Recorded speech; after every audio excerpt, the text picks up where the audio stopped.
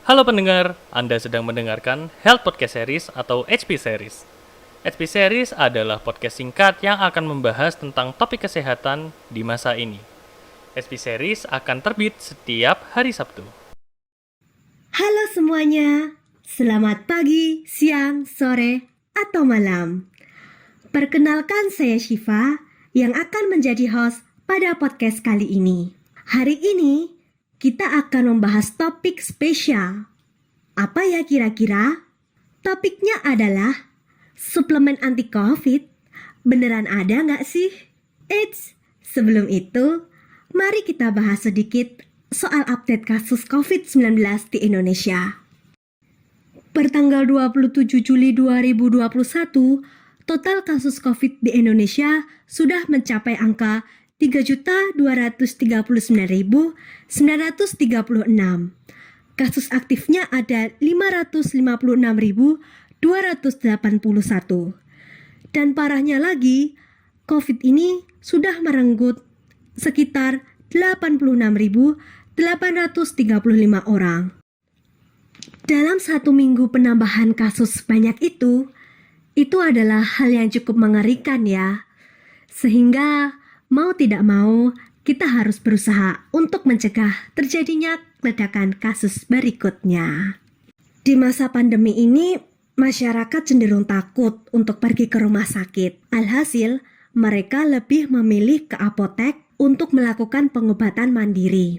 Beberapa komoditas di apotek yang laris manis saat ini itu ada vitamin dan beberapa obat-obatan seperti imunomodulator dan juga obat batuk. Bahkan di beberapa apotek sudah terjadi kelangkaan obat jenis ini dan obat lain yang konon katanya memiliki efek anti-COVID. Namun sesuai dengan judul tema kita hari ini, hal itu benar apa enggak sih ya? Mari kita bahas satu persatu. Nah, yang pertama, kita akan membahas tentang vitamin. Sebelum membahas vitamin untuk COVID, sebenarnya vitamin itu apa sih? Jadi, vitamin itu adalah mikronutrien, nutrisi yang dibutuhkan tubuh dalam jumlah kecil. Vitamin ini tidak dapat diproduksi mandiri oleh tubuh, sehingga harus didapatkan melalui makanan, minuman, atau suplemen yang memiliki kandungan vitamin. Perlu diketahui juga kegunaan vitamin itu adalah untuk menjaga fungsi normal tubuh agar berjalan sesuai sebagaimana mestinya. Lalu kita masuk ke pertanyaan nih, seberapa besar sih sebenarnya kita membutuhkan vitamin itu dalam satu hari? Dilansir dari Dietary Reference Index National Academics USA, kebutuhan vitamin tubuh adalah sebagai berikut.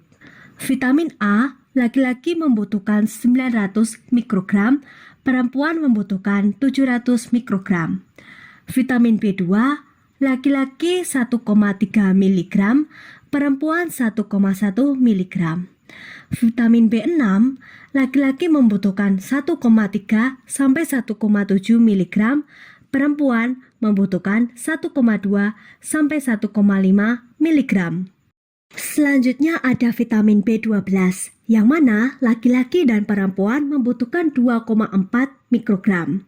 Vitamin C, laki-laki membutuhkan 90 mg, perempuan 75 mg. Vitamin E juga sama, laki-laki dan perempuan membutuhkan 15 mg. Kecil sekali bukan? Sebagai gambaran, produk vitamin yang dijual di pasar biasanya memiliki dosis yang sangat tinggi dibandingkan dengan AKG. Misalnya saja vitamin C, yang mana kebutuhan hariannya pada laki-laki membutuhkan 90 mg dan perempuan 75 mg.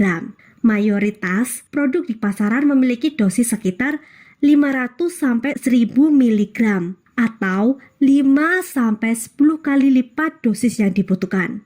Nah, bagaimana nih teman-teman? Kaget kan kalian?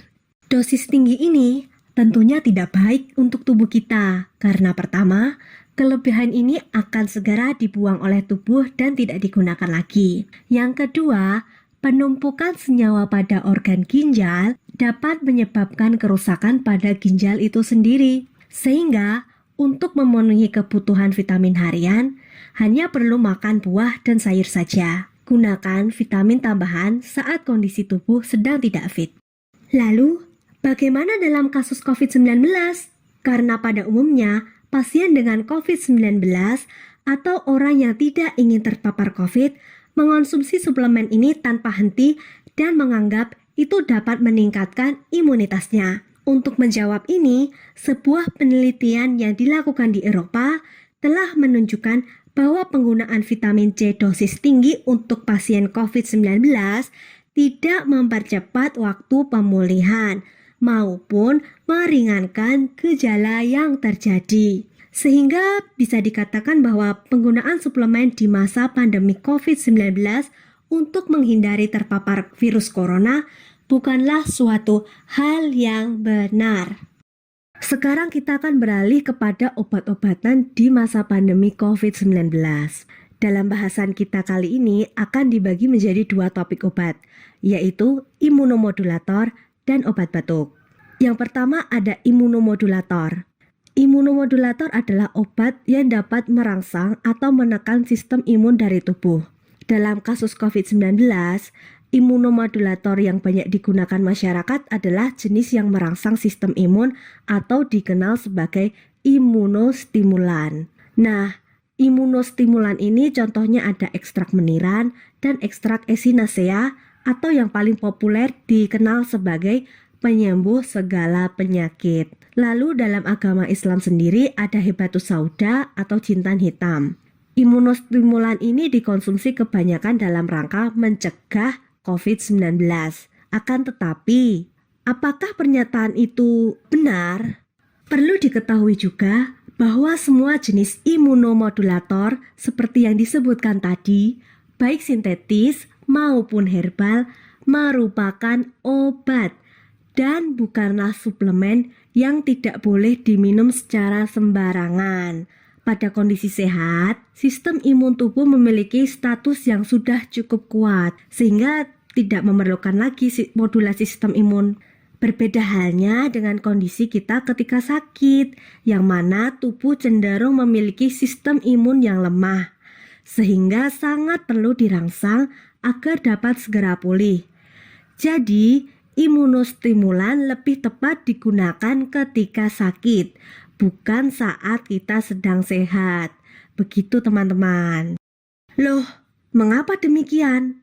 Mungkin teman-teman yang penasaran dan sudah pernah membaca nih peringatan pada kemasan obat imunostimulan. Nah, di kemasan tersebut diketahui bahwa obat-obatan itu tidak boleh dikonsumsi secara terus-menerus lebih dari 4-8 minggu. Hal itu karena apabila tubuh terus dirangsang untuk memproduksi sistem imun akan menjadi terlalu kuat. Lantas, apa yang terjadi? Bukannya malah semakin kuat dan kebal ya? Itu justru akan berbahaya bagi diri kita, teman-teman. Dengan imun yang terlalu kuat, imun tidak memiliki target yang harus diserang. Sehingga imun ini akan berbalik menyerang kita dan menyebabkan penyakit yang biasa disebut sebagai penyakit autoimun, yaitu penyakit di mana imun menyerang tubuh kita sendiri. Hal itu tentu sangat berbahaya dan dapat menyebabkan kematian loh apabila terlalu parah. Lalu kita akan beralih kepada bahasan yang terakhir, yaitu tentang obat batuk. Dikarenakan salah satu gejala COVID-19 adalah batuk, masyarakat menjadi banyak membeli obat batuk untuk mengobati gejala itu, terutama yang dicurigai sebagai gejala COVID-19. Namun sangat disayangkan, pembelian obat batuk ini kebanyakan dilakukan secara asal-asalan tanpa tahu kandungan atau indikasi dari obat batuk tersebut. Lah, memang apa bedanya? Kan sama-sama obat batuk. Harusnya bisa dong untuk pengobatan batuk apa saja. Tapi faktanya obat batuk memiliki dua jenis yang cara kerja dan indikasinya sangat bertolak belakang. Apa saja golongan itu? Yang pertama ada antitusif. Antitusif adalah obat yang digunakan pada batuk tidak berdahak. atau yang sering kita dengar sebagai batuk kering. Cara kerjanya adalah dengan menekan kejadian batuk itu sendiri, karena pada batuk kering, batuk yang terjadi menyebabkan kesakitan pada saluran pernafasan, sehingga harus ditekan. Contoh obat-obatan antitusif adalah dextromethorphan, nosapin, dan propoxifen. Yang kedua ada ekspektoran. Ekspektoran ini adalah obat yang digunakan pada batuk berdahak atau batuk basah. Cara kerjanya di sini sangat berkebalikan dengan antitusif, di mana ekspektoran ini justru malah merangsang terjadinya batuk. Mengapa demikian? Pada batuk berdahak, terdapat dahak yang menghambat saluran pernafasan yang perlu dikeluarkan. Adapun cara untuk pengeluaran dahak ini adalah dengan batuk itu sendiri. Oleh karenanya, tubuh perlu dirangsang untuk batuk secara efektif untuk mengeluarkan dahak itu. Adapun contoh dari ekspektoran adalah guaifenesin, succus liquiritae, dan amonium klorida. Lalu, apa sih efeknya apabila kita salah minum obat? Efeknya adalah, ya jelas tidak sembuh dong, dan malah tambah parah. Mengapa? Karena cara kerjanya tadi sangat berbeda. Dan bahkan dalam beberapa kasus, kesalahan minum obat batuk ini dapat menyebabkan kematian.